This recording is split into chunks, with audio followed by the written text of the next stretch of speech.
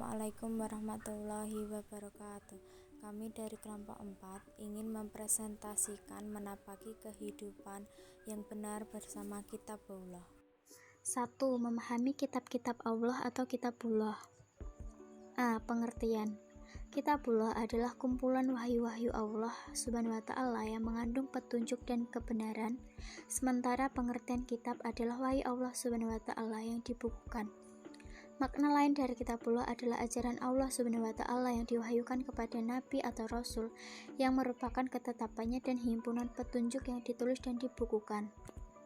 Adapun pengertian iman kepada kitab-kitab Allah atau Kitabullah adalah meyakini sepenuh hati bahwa Allah Subhanahu wa Ta'ala telah menurunkan kitab-kitabnya kepada para nabi dan rasul agar disampaikan kepada umatnya sebagai pedoman hidup untuk kebahagiaan dunia dan akhirat. Minimal ada 3 makna yang berkaitan dengan kewajiban mengimani Kitabullah, yakni meyakini bahwa 1. Allah Subhanahu wa Ta'ala telah menurunkan 4 kitab suci, yakni Zabur, Taurat, Injil, dan Al-Quran. 2. Al-Quran menjadi kitab suci yang diturunkan terakhir, yang membenarkan sebagian ajaran sekaligus korektor terhadap ajaran kitab suci sebelumnya. 3. Al-Quran menjadi kitab suci yang masih terpelihara, utuh, dan asli, atau tidak ada perubahan sedikit pun. 2. Hubungan Al-Quran dengan kitab suci lainnya. A. Menjadi saksi kebenaran, asalkan tidak bertentangan dengan isi Al-Quran, dan menjadi tolak ukur atau barometer kebenaran terhadap kitab-kitab sebelumnya. Sebaliknya, Al-Quran juga menjadi saksi atas kesalahannya, sehingga fungsi lain Al-Quran adalah menjadi pemelihara. Quran Surat Al-Ma'idah ayat 48. B. Menjadi solusi, menjawab dan menjelaskan perbedaan atau perselisihan yang muncul di antara para penganut agama. Quran Surat An-Nahl ayat 64. C. Mengoreksi isi kitab suci sebelumnya yang sudah diubah sendiri oleh pemeluknya dengan berbagai kepentingan duniawi dan oleh manusia yang ingkar. Berikut ini masing-masing kitab-kitab berdasarkan urutan waktu diturunkannya, yaitu kitab Zabur dalam bahasa Kipti diwahyukan kepada Nabi Daud alaihi salam, isinya tentang doa, zikir, pengajaran, dan hikmah. Quran Surat Al-Isra ayat 55 dan diperuntukkan hanya untuk Bani Israel. Nabi Daud alaihi salam hidup di tanah Kan'an sekitar abad ke-10 sebelum Masehi. Kitab Taurat dalam bahasa Ibrani yang diwahyukan kepada Nabi Musa alaihi salam, isinya tentang petunjuk dan cahaya kebenaran serta kisah perjalanan Bani Israel dan kekejaman Fir'aun, dijelaskan dalam Quran Surat Al-Ma'idah ayat 44, dan khusus diperuntukkan kepada Bani Israel. Nabi Musa alaihi salam hidup di Mesir, Madian, dan Sinai sekitar abad ke-14 sebelum Masehi. Kitab Injil dalam bahasa Suryani yang diwahyukan kepada Nabi Isa alaihi salam, isinya tentang petunjuk dan penerangan, dijelaskan dalam Quran Surat Al-Ma'idah ayat 46, dan diperuntukkan juga hanya kepada Bani Israel. Nabi Isa alaihi salam hidup di tanah Kan'an sekitar abad ke-1 sebelum Masehi.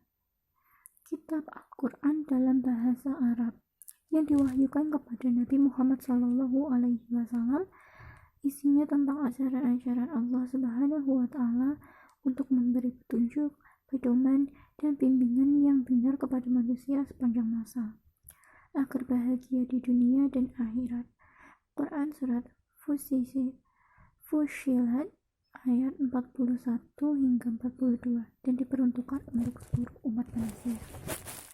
Beberapa ayat berikut ini menjelaskan keberadaan Kitabullah tersebut, yaitu Quran Surat Al-Imran ayat 4. A'udzu billahi minasyaitonir rajim. Bismillahirrahmanirrahim. min qablu hudal linnasi wa anzalal furqan.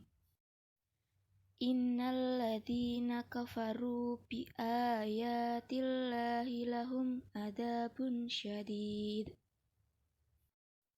Wallahu azizun dzuntiqam. Quran surat Al-Imran ayat 23. A'udzu billahi minasyaitonir rajim. Bismillahirrahmanirrahim. Alam taro ilal ladzina utu nasiban minal kitabi yud'auna ila kitabillahi liyahkum bainahum thumma yatawalla fariqum minhum wa hum mu'ridun. Quran surat Al-Isra ayat 55.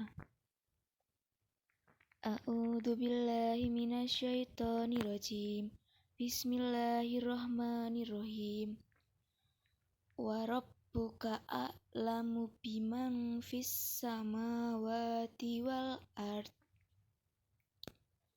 Wa laqad faddalna ba'dun nabiyyina ala ba'di wa ataina Dawuda zabura. 3. Perbedaan Al-Quran dengan kitab suci lainnya. Al-Quran menjadi satu-satunya kitab suci yang masih utuh dan dijamin keasliannya. Al-Quran menjadi satu-satunya standar yang paling layak untuk dijadikan sebagai pedoman kebenaran bagi umat manusia karena mengandung kebenaran mutlak yang bersumber dari Allah SWT. Al-Quran menjadi satu-satunya kitab suci yang ditulis sejak masa turunnya dan dihafalkan oleh ratusan, ribuan, dan jutaan umat manusia, baik itu di masa Rasulullah, sahabat, tabi'in, maupun umat Islam masa kini, sehingga keaslian dan redaksinya terjamin. 4. Mushaf dan suhuf. Mushaf jamak masahif berarti kumpulan-kumpulan suhuf yang dibundel menjadi satu. Suhuf, kata suhuf dapat dilihat pada Quran surat Al-Alaq ayat 19. Kedua kalimat itu berasal dari akar kalimat yang sama yakni safa menulis. Suhuf tunggal saifa berarti lembaran yang tertulis atau sesuatu yang dibentangkan. Sepenggal kalimat yang ditulis dalam material seperti kertas, kulit, daun, atau media lain. Beriman kepada kitab Allah. Keberhasilan dan kesuksesan akan diraihnya asalkan menempuh jalan yang benar. Melewati jalan kesungguhan dengan cara-cara yang benar. Allah Subhanahu wa Ta'ala berfirman, yang artinya, dan masuklah ke rumah-rumah itu dari pintu-pintunya. Quran surat Al-Baqarah ayat 189. Meskipun jalan-jalan itu ada yang rinci dan ada pula yang masih umum, semua itu sudah dibentangkan Allah Subhanahu wa Ta'ala melalui kitab Allah untuk dijadikan petunjuk dalam mengarungi setiap roda kehidupan. Firman Allah Subhanahu wa Ta'ala dalam Quran surat Al-Isra ayat 17, yaitu Quran surat Al-Isra ayat 9. A'udzu billahi minasyaitonir rajim. Bismillahirrahmanirrahim. Inna hadzal qur'ana yahdi lillati hiya aqwamu wa yubasysyirul mu'minina alladzina ya'maluna sholihati anna lahum ajran kabira. Selanjutnya, supaya fungsi kitabullah dapat dibuktikan dalam kehidupan, kita harus menemukan makna dan mengamalkannya, sebagaimana para sahabat dan tabi'in terdahulu sudah menerapkan, sehingga mencapai zaman keemasan dan kesuksesan yang pada akhirnya dapat kita teladani. Berikut ini ada beberapa teladan para sahabat yang dapat dijadikan contoh, yaitu: pertama, meyakini dan mengimani secara mendalam aspek akidah yang tertera dalam kitabullah. Kedua, mematuhi segala perintah dan larangannya, serta mempraktekkan dalam kehidupan sehari-hari, baik dalam lingkungan pribadi maupun bermasyarakat. Ketiga, setiap waktu selalu melakukan muhsabah, introspeksi diri. Misalnya setiap kali membaca satu atau beberapa ayat Al-Quran, apakah sudah melakukan isi kandungan ayat-ayat tersebut atau mengabaikan tuntutan-tuntutan dan hak-hak yang terdapat di dalamnya. Perhatikan Quran Surat Al-A'raf ayat 146 dan Quran Surat Muhammad ayat 24. 6. Mengimani Al-Quran. A. Pengertian Al-Quran.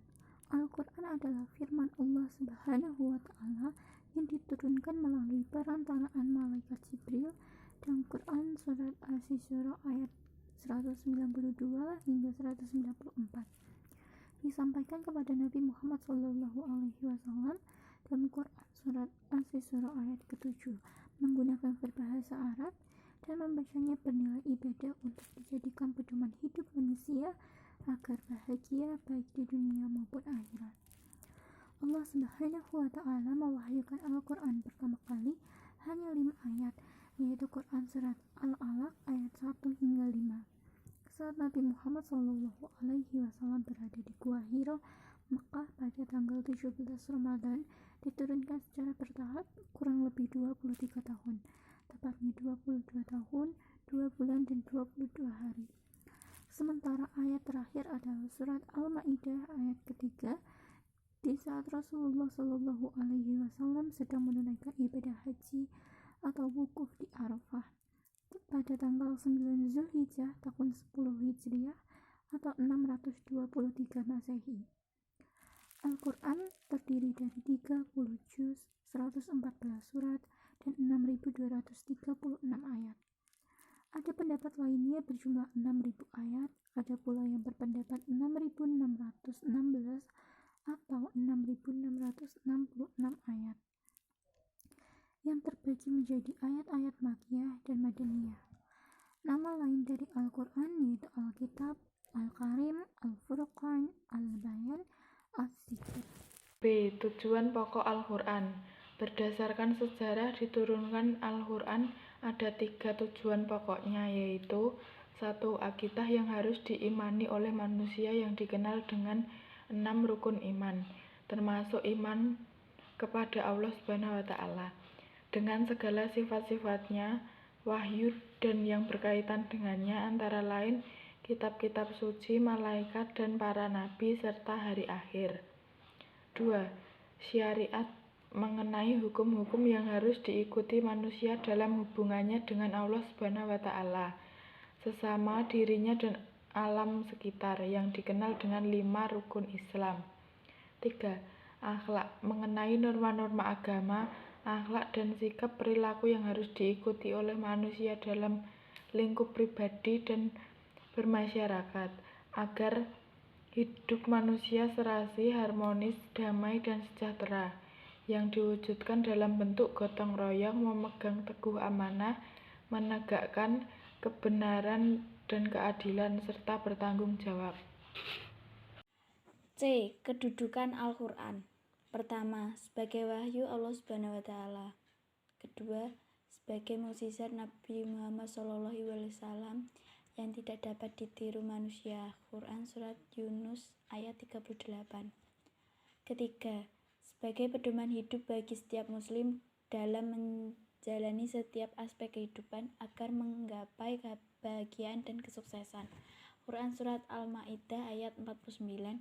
Dan keempat, sebagai korektor dan penyempurna terhadap kitab Allah sebelumnya atau kitab suci yang lain. Quran Surat Al-Ma'idah ayat 48 yang bernilai abadi. D. Isi dan kandungan Al-Quran. Al-Quran diturunkan sebagai pedoman hidup bagi mereka yang ingin mencapai kehidupan bahagia di dunia dan akhirat.